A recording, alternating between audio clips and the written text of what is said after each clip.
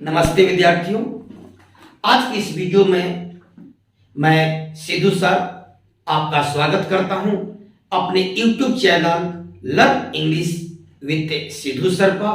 मेरे विद्यार्थियों, आज मैं जो वीडियो में लेकर के आया हूं वह where the mind is without fear पर ऑब्जेक्टिव क्वेश्चंस है। मेरे विद्यार्थियों, इससे पहले मैं ऑब्जेक्टिव क्वेश्चन पर एक वीडियो आपको दे चुका हूं, आप जरूर उसको देखे होंगे। यदि नहीं देखे हैं तो where the mind is without fear पर मैं 3-4 वीडियो आपको दिया हूं, आप उसे जरूर देख लीजिए। आज की इस वीडियो में मैं पुनः ऑब्जेक्टिव क्वेश्चन ही आपके लिए लेकर आया हूं, where the mind is without fear से ही।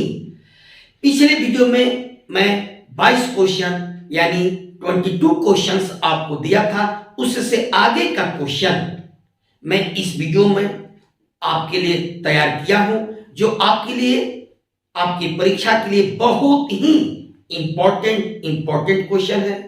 तो मेरे विद्यार्थियों, वीडियो चालू करने से पहले मैं दिल से आप सभी विद्यार्थियों को, अपने दोस्त मित्रों साथियों को मैं धन्यवाद देता हूं, क्योंकि आज मेरा channel learn English with Sidhu sir आपके सहयोग से, आपकी दुआ से, आपकी मदद से 1000 सब्सक्राइबर का शर्त पार कर गया है। मेरे विद्यार्थियों, आप यदि इसी तरह से मुझे सहयोग देते रहेंगे, मेरे चैनल को सब्सक्राइब करते रहेंगे, मेरे वीडियो को देखते रहेंगे, तो मेरा भी मनोबल आगे बढ़ेगा मेरे विद्यार्थियों आपको पढ़ाने में। तो मेरे विद्यार्थियों, पुनः मैं सभी अपने सब्सक्राइबर्स को नमस्कार करता हूं, प्रणाम करता हूं कि आप हमारे चैनल को पसंद करते हैं, मेरे वीडियो को पसंद करते हैं और मेरे पढ़ाए हुए टॉपिक को आप पसंद करते हैं। तो मेरे विद्यार्थियों, पुनः एक बार मैं आप सभी विद्यार्थियों को, दोस्त साथी, शुभचिंतकों को, मित्रों को और अपने 1000 सब्सक्राइबर्स को प्रणाम और नमस्कार करता हूं। मेरे विद्यार्थी, आज जो मैं वीडियो आपको देने जा रहा हूं, where the mind is without fear का ऑब्जेक्टिव क्वेश्चंस है। तो आइए हम लोग इस ऑब्जेक्टिव क्वेश्चन को पढ़ते हैं। मेरे विद्यार्थियों, मैं प्रयास किया हूं कि आपका कोई भी objective questions where the mind is without fear से छूटे नहीं, और आप इसकी तैयारी, अपने एग्जाम की तैयारी इस वीडियो के माध्यम से अच्छी तरह से करें। तो मेरे विद्यार्थी, 22 क्वेश्चन से आगे यानी 23rd यानी 23 क्वेश्चन से मैं शुरू करता हूं। क्वेश्चन है, which collection of poems by Tagore is primarily intended for children. Rabindranath Tagore के यानी टैगोर के कौन सी कविताओं का संग्रह मुख्यतः बच्चों को अभिप्रेत करता है? ऑप्शन है, ए में गीतांजलि, बी में द गार्डनर, सी में द पोस्ट ऑफिस और डी में the crescent moon.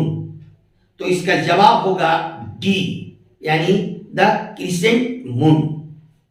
Next question 24, Rabindranath Tagore draws most of his imagery from। Rabindranath Tagore अपना अधिकांश कल्पना लिए हैं। ए ऑप्शन है, Indian philosophy and spiritualism, B है इंडियन मैथोलॉजी, सी है हिंदू रिलीजन, डी है इंडियन हिस्ट्री। इस प्रश्न का जवाब ए होगा, यानी इंडियन फिलोसफी एंड स्पिरिचुअलिज्म। मेरे विद्यार्थी, next question 25, tireless striving means अथक प्रयास का अर्थ है। ए ऑप्शन है the search for perfection never continues, B option है the search for perfection always continues, C option है the search for perfection never ceases, और डी ऑप्शन है the search for perfection is a continuous process. इस प्रश्न का जवाब C होगा, यानी the search for perfection never ceases, यानी पूर्णता की तलाश कभी रुकती नहीं। Next question 26, the gardener is mainly dot है पोएट्री। गार्डनर मुख्य रूप से कविताओं का संग्रह है। A nature, B love, C devotional, और डी लिजिया। इस प्रश्न का जवाब होगा बी, यानी लव। नेक्स्ट क्वेश्चन 27 यानी 27, dead habit in the poem means कविता में मृत आदत का क्या तात्पर्य है। ए ऑप्शन है चेंजिंग हैबिट, बी ऑप्शन है एक्सेलेंट हैबिट, सी ऑप्शन है अनचेंजिंग हैबिट, और डी है पुअर हैबिट। तो इस प्रश्न का जवाब होगा सी, यानी अनचेंजिंग हैबिट, अपरिवर्तनशील आदतें। नेक्स्ट क्वेश्चन मेरे विद्यार्थियों 28, narrow domestic walls are the walls of discrimination on the basis of. संकुचित घरेलू दीवारें यानी विषमताएं किस भेदभाव के आधार पर है। ए ऑप्शन है money and prestige, B option है caste, creed and colour, C option है stature and reputation, D option है थॉट्स एंड एक्शन। इसका जवाब होगा B, caste, creed and colour, यानी जात, धर्म और रंग के भेदभाव।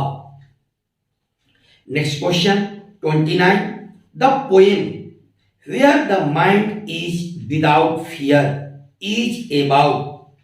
कविता जहां मन भय मुक्त हो के बारे में। ए ऑप्शन है फ्रीडम, बी ऑप्शन है नॉलेज, सी ऑप्शन है मनी, और डी ऑप्शन है रिलीजन। इसका जवाब होगा ए, यानी फ्रीडम, आजादी से संबंधित यह कविता है। अगला क्वेश्चन है 30 यानी 30, what does the poet urge to God in the poem. इस कविता में कवि भगवान से क्या विनती करते हैं। A to gain a healthy life, B to give him knowledge, C to guide his countryman, D none of this. इस प्रश्न का जवाब मेरे विद्यार्थियों सी होगा, टू गाइड हिज कंट्रीमैन, यानी देशवासियों को मार्गदर्शन करना के लिए वे भगवान से प्रार्थना करते हैं, विनती करते हैं। 31 क्वेश्चन यानी 31, the head is held high, identify the figure of speech. Sir यानी सिर हमेशा ऊंचा रहे, भाषा अलंकार में क्या है। ए ऑप्शन है मेटाफोर, बी है सिमिली, सी है एलिट्रेशन, और डी है पर्सोनिफिकेशन।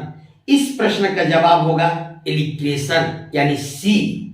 एलिट्रेशन मेरे विद्यार्थी कहा जाता है कि वैसी पंक्तियां जिसकी हर शब्द एक ही लेटर से शुरू हो और एक ही तरह के उच्चारण हो। यानी देखिए इसमें हेड एच से शुरू है, हाथ से उच्चारण है, हेड एच से शुरू है, हाथ से उच्चारण है, हाई एच से शुरू है और हाथ से उच्चारण है। इस तरह की जो पंक्तियां होते हैं वही एलिट्रेशन कहे जाते हैं। नेक्स्ट क्वेश्चन 32 यानी 32, the poet wants the country to be, कवि देश को होना चाहते हैं। A united, B strong, C bold और डी नन ऑफ दिस। इसका जवाब होगा ए यूनाइटेड, यानी देश को संगठित, एकत्रित माने एकता देखना चाहते हैं कि हमारे सभी देशवासी एक होकर आजादी की लड़ाई लड़े। 33 question 33, Rabindranath Tagore was awarded the Nobel prize for, Rabindranath Tagore को नोबेल प्राइज से नवाजा गया किसके लिए? A Gitanjali, B the post office, C Sadhana, D gardener. तो मेरे विद्यार्थियों, आप जब कभी परिचय पढ़े होंगे तो उसमें आपको जरूर यह लाइन मिला होगा कि रविन्द्रनाथ टैगोर को गीतांजलि के लिए नोबेल पुरस्कार मिला था।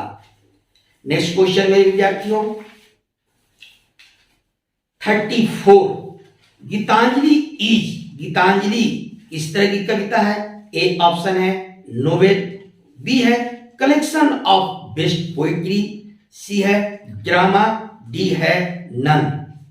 इस प्रश्न का जवाब होगा B collection of best poetry, यानी कविताओं का यह संग्रह है गीतांजलि। नेक्स्ट क्वेश्चन 35 यानी 35, what kind of feeling the poem invokes, कविता किस तरह की भावना का आह्वान करता है? ए ऑप्शन है hateful feeling for British, B option है पैट्रियोटिक फीलिंग, सी है फीलिंग ऑफ डिस्गस्ट, डी है नन ऑफ दिस। मेरे विद्यार्थी, यह कविता देशभक्ति की भावना का आह्वान करता है, यानी इसका जवाब होगा B patriotic feeling. Next question 36 यानी 36, where tireless striving stretches its arc towards perfection, identify the figure of speech. यह पंक्ति भाषा अलंकार में किसको संबोधित करता है?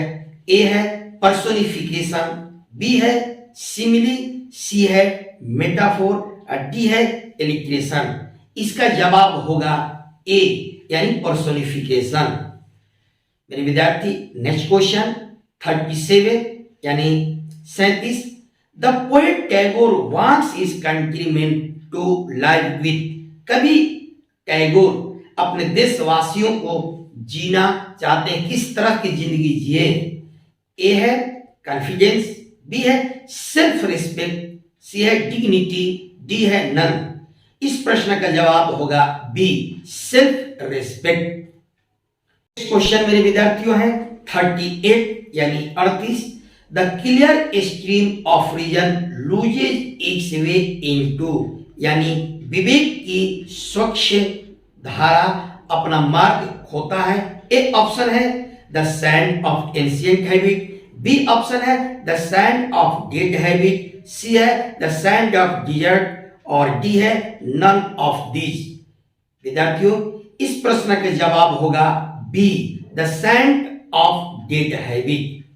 नेक्स्ट क्वेश्चन है 39 यानी 39, where the mind is led forward by the who is addressed in the line, यानी जहां मन मस्तिष्क हमेशा अग्रसर रहे, तो दयाई का किसके लिए संबोधित किया गया है इन पंक्ति में?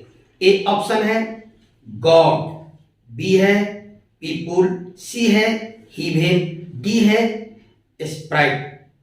मेरे विद्यार्थियों, इसका जवाब होगा ए गॉड, यानी भगवान को संबोधित किया गया है, ईश्वर को संबोधित किया है। Next question 40, man's mind should be led forward into ever widening, यानी मनुष्य का मन मस्तिष्क हमेशा अग्रसर रहे। ए ऑप्शन है ब्रॉडनेस ऑफ माइंड, बी है थॉट एंड प्लान, सी है थॉट एंड एक्शन, डी है नन। इस प्रश्न का जवाब होगा C thought and action. Next question 41 यानी 41, the poem where the mind is without fear was originally written in, कविता जहां मन भय मुक्त हो प्रारंभ में किस भाषा में लिखा गया था? ए ऑप्शन है इंग्लिश, बी है ग्रीक, सी है बंगाली और डी है हिंदी। मेरे विद्यार्थियों, आप कभी परीक्षा में जरूर पढ़े होंगे कि प्रारंभ में Rabindranath Tagore where the mind is without fear को बंगाली में लिखे थे, यानी गीतांजलि को बंगाली में लिखे थे और यह कविता उसी किताब से ली गई है। Next question 42, what do you mean by tireless striving used by the poet Tagore? कवि टैगोर के द्वारा अथक प्रयास का आप क्या तात्पर्य निकालते हैं, इसका अर्थ क्या निकालते हैं? ए है हार्ड प्रोसेस, बी है continuous struggle to achieve a goal, C है डिफिकल्ट प्रोसेस, डी है simple process but difficult to achieve a goal.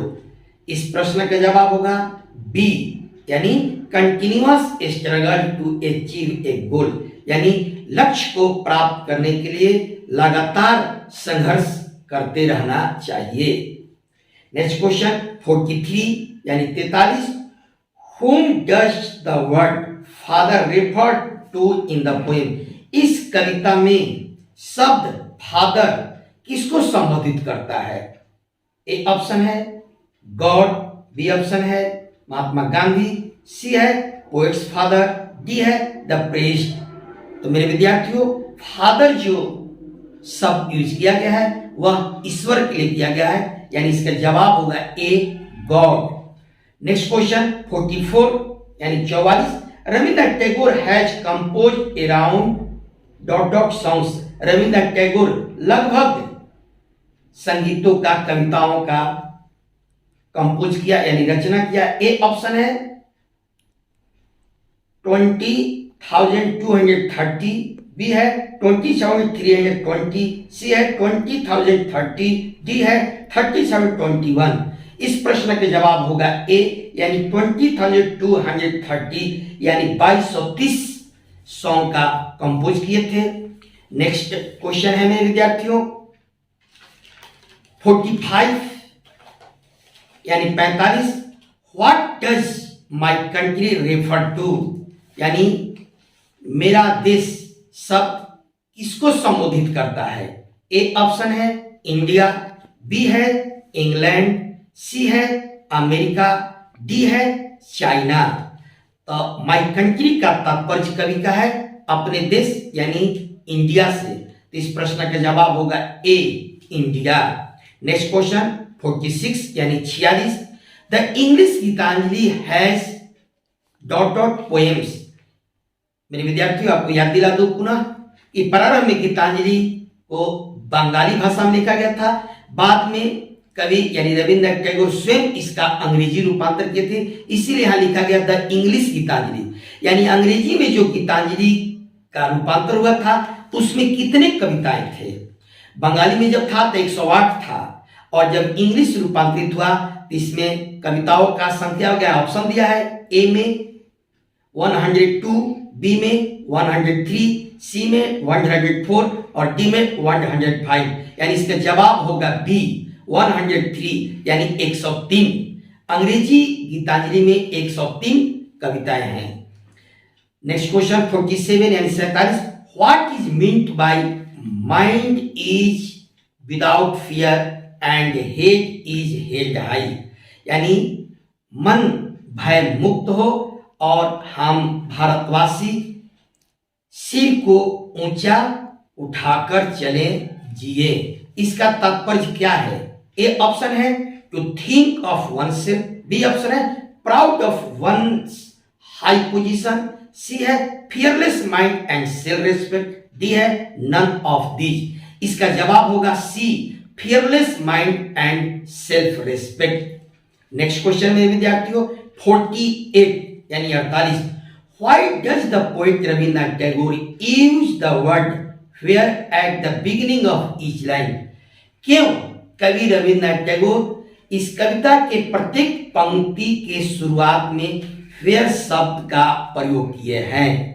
A option है to mention Indian civilization, B option है to describe ideal India, C option है to mention Indian religions, D है to describe education of India. तो मेरे विद्यार्थियों इस प्रश्न का जवाब होगा बी यानी टू डिस्क्राइब आइडियल इंडिया। तो मेरे विद्यार्थियों इस तरह से मैं आपके लिए fair the mind is without fair से दोनों पार्ट मिला के यानी फर्स्ट और सेकेंड जगह मेरा ऑब्जेक्टिव का सेकेंड पार्ट हुआ, दोनों पार्ट मिला के मैं 48 यानी 48 क्वेश्चंस आपके लिए तैयार किया हूं। मेरे विद्यार्थियों आप मेरे वीडियो को शुरू से अंत तक देखिए और मेरे सभी सब्सक्राइबर्स से मेरा रिक्वेस्ट है कि आप मेरे वीडियो को पसंद करते हैं, मेरे चैनल को पसंद कर रहे हैं, मेरे पढ़ाई को आप पसंद कर रहे हैं। तो मेरे विद्यार्थियों मेरे सभी सब्सक्राइबर्स आप सभी को मेरा बहुत सारी शुभकामनाएं।